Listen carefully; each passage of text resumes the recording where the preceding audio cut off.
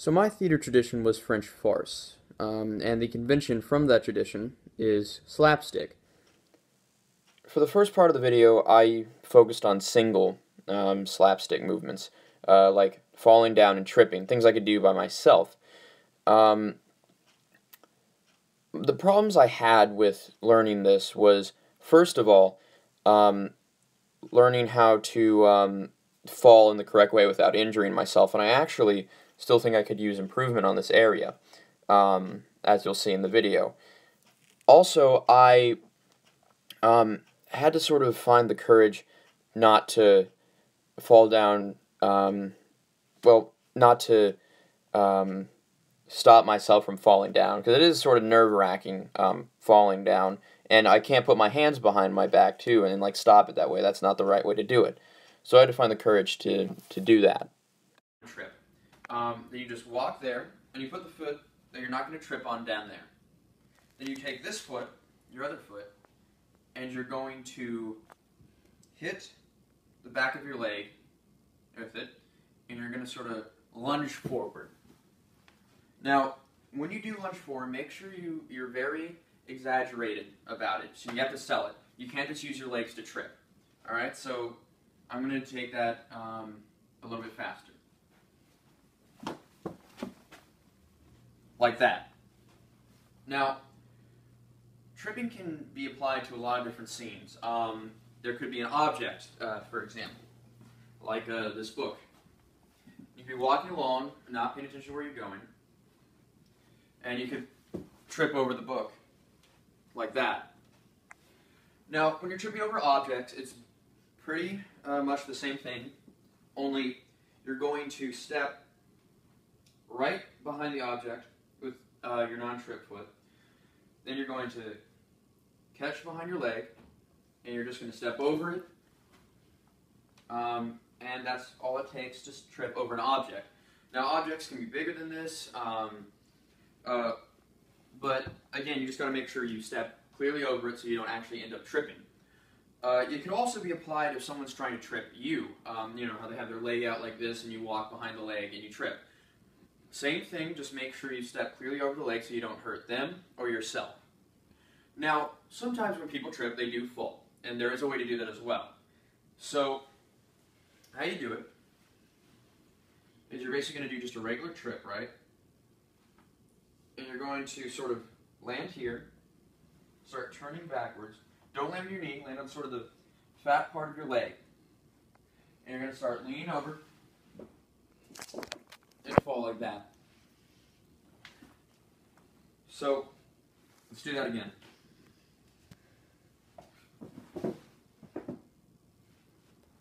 And that's how you fall down. The same thing, you can use the objects again to fall down. It's just like tripping, only you got to be more careful and make sure, I can't stress this enough, not to land on your knee or you'll really hurt yourself. Land on sort of the side of your leg, the sort of fatter part.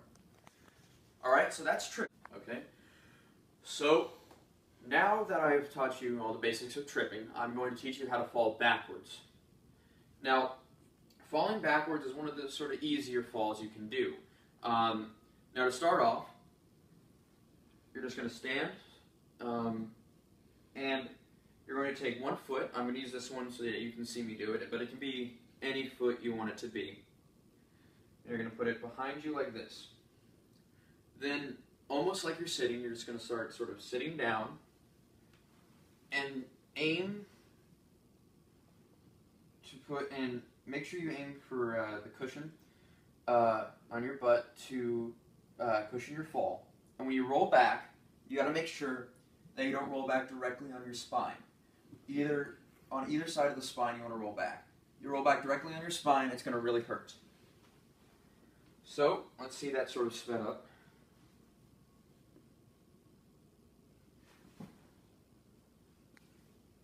And that's how you fall backwards.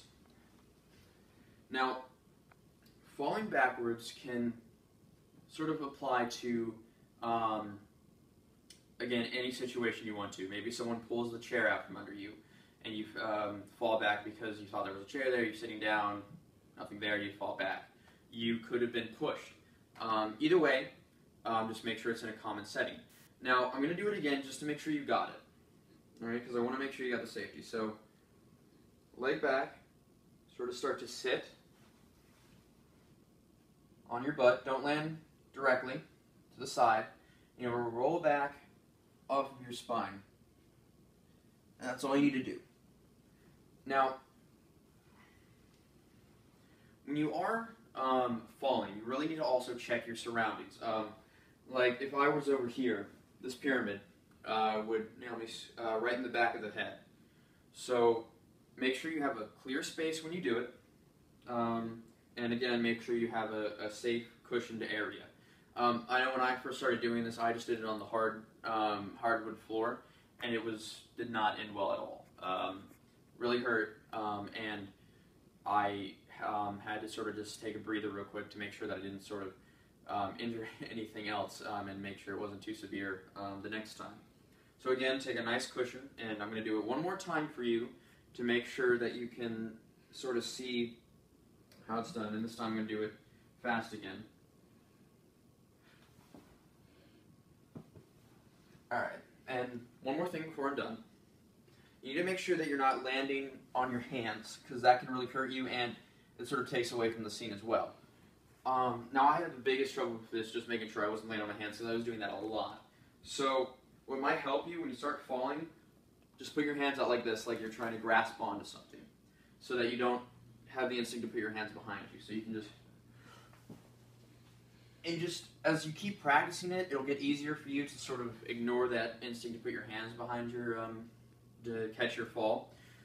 But until that, just keep your hands up, and it actually adds to the scene like you're actually falling. So now that we've covered the back fall, we're going to be doing a side fall. Alright, next we're going to be doing a side fall. Now, I like to think of the side fall as it's just like the back fall, only you're falling to your side. Now, this one is a little more tricky because it's a lot easier to hurt yourself. Alright, so you got to pay careful attention. So, to start out, make sure you have enough room to fall sideways on.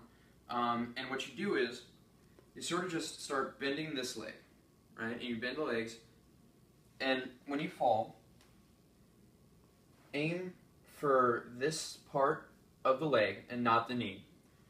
Again, falling on the knee is not at all good. Does not at all help you. It's really painful, and it's not going to be good. So you fall, you hit the side, and you sort of just roll to your side like this. Now, it's going to be a lot harder for you to sort of aim for this falling to the side than it was for the back fall. Now, let's try to speed that up a bit.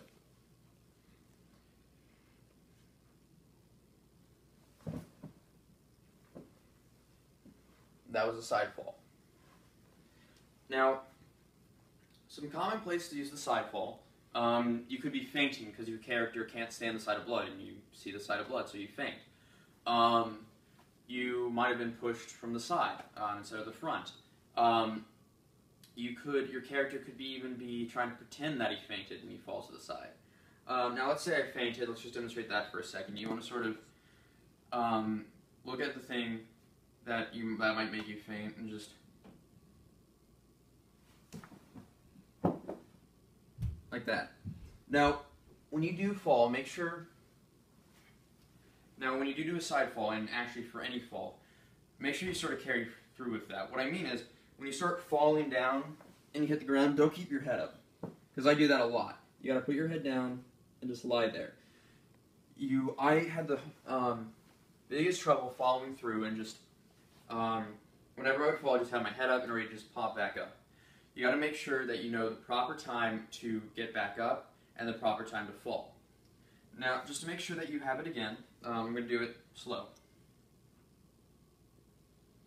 So, ground, roll, and down. So pretty simple. Now, I'm going to do that one more time fast.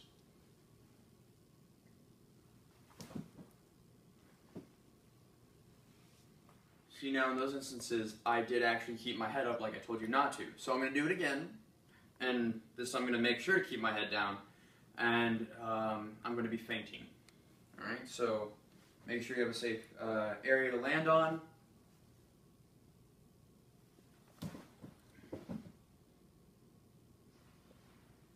And that is the side pull. Alright, next I'm going to be showing you how to slap someone. This is where I'm going to need a partner. Now, in the next part of the video, I brought in my brother Scott to help me with two-person slapstick. Now, this was actually a lot easier than falling because, A, I could bring myself to do it more because I wasn't falling down anywhere, and it was a lot clearer that no one was going to get hurt. Also, I found slapping and eye poking easier because it takes a lot less skill, a lot less practice to do it right without injuring anyone. I will say this, though. I did have trouble with the eye poke somewhat, or, well, really everything, and trying to make it look realistic, because I really go slow, because, again, even though I said it's a lot easier and a lot safer, I still sort of have some trepidation performing it, especially when my brother's involved. So that's what I had problems with this one. However, as the video went by, I did think I really improved on this section, which actually I think is also pretty evident in my text that's going to come up a little later. Ready to sort of follow the hand and make it look realistic. All right, so here, if Scott slaps me, you have to follow it with your head. All right, do it again, like that. Okay, so Scott is going to try doing the head for me again. Okay, and he's going to go sort of start here, and he's going to follow my hand, go down and up. There we go. See, I missed the hand, but his head was pretty realistic. All right, let's do that again.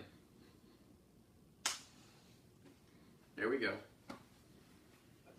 All right, Scott. So I'm going to do it again for you, profile, slow motion. All right.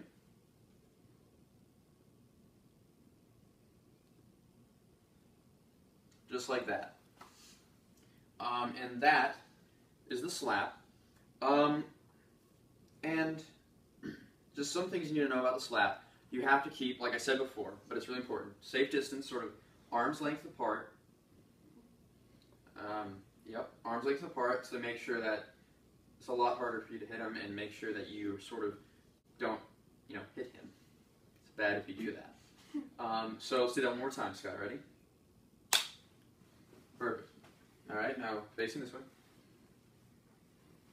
There you go. All right, and make sure you don't sort of try not to anticipate if you understand what that means. So when you're ready to slap them, the person who's slapping can't be ready to move their head when the slap comes. He just has to sort of stand there and wait for the hand. So that being said, now I'm going to show you how to poke someone's eyes on stage. All right? So it's really simple, actually. This is a lot easier. You just got to have the right aim. So if I'm poking Scott, I want to aim right here when I poke him, because I'm not actually going to poke him in the eye, obviously. I'm going to aim right for his eyebrows, right above his eyebrows, and sort of push like that. And it's up to Scott to make the reactions for it. So when you're doing this, you start here. All right, safe distance. You bring it up like an arc, and you push like that. And that's up to the person to be, oh, my eye, like that. All right, so here you got to keep the right profile like usual. Ready? Perfect. All right, let's do that again.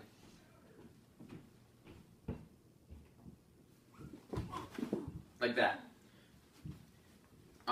Now, don't be afraid to go above the eye. Again, since you're facing this way, you need to go up here, here. Just aim for the forehead. Don't aim below the eye. Don't aim for the eye. All right, so let's do that in slow motion. One more time. Right?